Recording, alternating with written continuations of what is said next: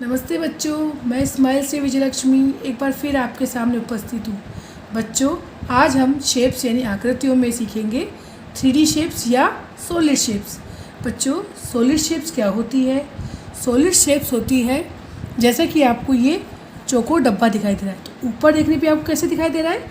वर्ग यानी चौकोर दिखाई दे रहा है, जिसको हम इंग्लिश में कहते हैं स्क्वायर। लेकिन जब इसको थोड़ा सा हम घुमाएंगे तो इसकी हमें एक ऊंचाई, एक लंबाई और एक चौड़ाई नज़र आती है। तो यही हमारी क्या कहलाती है?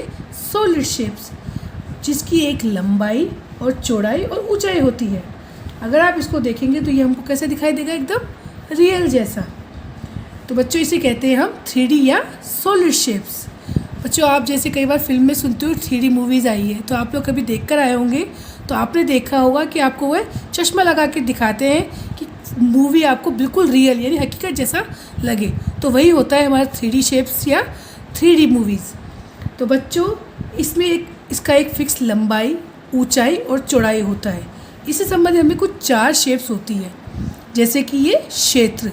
बच्चों, ये दिखने में आपको सर्कल जैसा ही नज़र आएगा, लेकिन सर्कल में जो चीज़ जैसी है वह वैसी ही नहीं दिखती। जैसे कि आप उसको घुमाओगे तो उसकी शेप में परिवर्तन आ जाता है। लेकिन क्षेत्र यानी स्क्वायर में जैसे कि आप उसको घुमाएंगे, जैसे आपके पास संतरा हुआ, तो संतरा को आप जिस भी रूप में घुमाओगे वो उसकी शेप एक जैसी ही दिखाई देगी। और जैसे घन क्षेत्र मैंने आपको बताया, जैसे ये डब्बा है, तो आप ऊपर से देखें तो सिर्फ आपको क्या दिखाई? चौकोर शेप यानी वर्ग। लेकिन जब इसको हम ऊपर नीचे करके देखा, थोड़ा टेढ़ा करके देखा, तो इसकी ऊंचाई, लंबाई और चौड़ाई तीनों चीज़ हमें पता चली। और जैसे कि ये, तो हम जो मैंने आपको क्यूब बताया, ये घन क्षेत्र बताया, उसको हम इंग्लिश में क्यूब भी कहते हैं। ये है शंकु।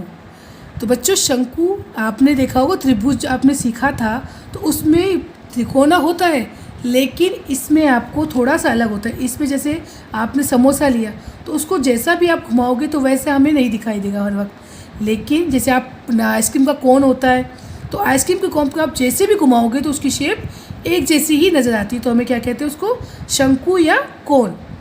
ये है घनाभ यानी कि क्यूबॉइड। ये भी हमें जैसे ऊपर देखने पे आपको क्या लगा? ये आयत जैसा। लेकिन इसको जैसे आपके स्कूल में आपने बॉक्स वगैरह देखा होगा, तो मैंने जैसे मेरे पास ये कलर बॉक्स है, तो बच्चों आपको ऊपर से देखने पे कैसा लग रहा है? ये रेक्टेंगल यानी आयत जैसा। लेकिन इसको हल्का सा हम टेढ़ा करके भी देखिए तो इसकी क्या नज़र आई? एक तो इसकी ऊंचाई, गहराई और लंबाई, इन तीनों चीज़ में आपको टेढ़ा मेढ़ा करके देखोगे, इसका आपको पता चल जाएगा कि इसकी ऊंचाई कितनी है, लंबाई कितनी है और इसकी गहराई कितनी है। तो ये कहलाता है घनाभ, क्योंकि आयत में ऊपर नीचे यानी आपकी आमने सामने की भुजाएं बराबर होती है। ये दिखने में तो घनाभ आपको आयत जैसा लगेगा, लेकिन इसको आप घुमा के देखोगे तो आपको पता चलेगा कि ये इसकी लंबाई, चौड़ाई और ऊंचाई भी पता चलती है। तो बच्चों, आज भी हमने आपको कुछ इन चारों आकृतियों से संबंधित कुछ प्रश्न दिए। जैसे कि इसको प्रश्न आपको दे रखा है कि ये है क्यूब यानी घन क्षेत्र। इससे संबंधित यहाँ आपको कौन सा चित्र है उसमें आपको इसका मिलान करना है। ऐसे ही है स्क्वायर यानी क्षेत्र, इससे संबंधित कौन सा चित्र है उससे आपको मिलान करना है। ये क्यूबॉइड यानी घनाभ, तो इसमें कौन सा चित्र इसके जैसा दिख रहा है वह आपको मिलान करना है। और ये है, तो हमने क्या बताया था आपको? कोन यानी शंकु। तो यहाँ पर उसकी किस तरह की आकृति है वह आपसे मिलान करना है। जैसे कि आपको यहाँ पे दिखाई दे रहा है, ये क्या है? स्क्वायर यानी क्षेत्र।